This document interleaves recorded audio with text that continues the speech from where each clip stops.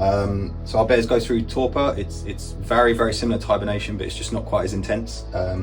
So they will get up from time to time, and they might have a little bit of a play at the fence or stretch of their legs. Occasionally you do see the two of them go up to each other. They'll interact. They'll sort of do play fighting with their hands or just have a bit of a smell around.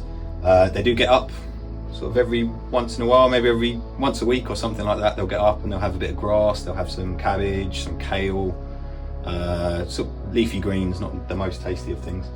But other than that, they're doing really, really well. Last year we set the record for their longest sleep, which was 14 weeks, which was really, really good.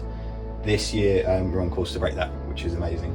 I'll also show you just quickly. So this one here is Bocky.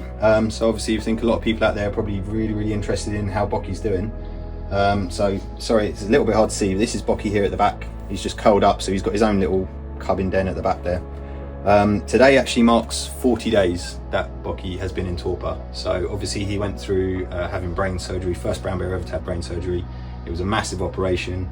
We weren't entirely certain how it was going to go, if it was going to be successful or not successful. We didn't know if he was going to go to sleep or not go to sleep. There were a lot of sort of unknown questions.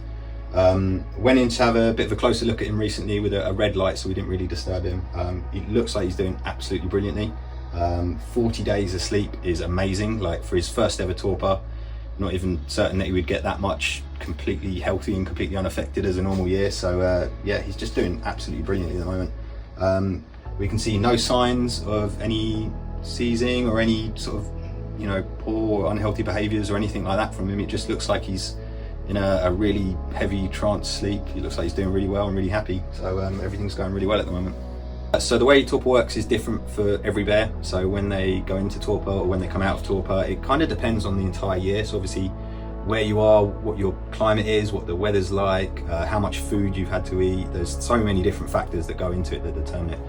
With Bocky, we're not, because it's his first torpor, we're not entirely sure when he'll come out. It could be, you know, he could get up next week or he could get up in another 8 weeks. So we're a bit uncertain of that one.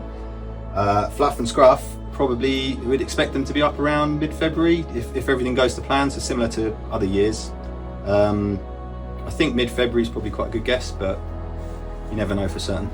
Really appreciate the fact that, you know, when they're sort of off show and they're sleeping, it's not obviously what everyone wants to come here and they want to see bears awake and active, but this is such an important part of their sort of yearly routine, and it's amazing. It has these massive health regenerations and everything. So just really want to say thank you to everyone for being understanding while they're down and asleep at this time.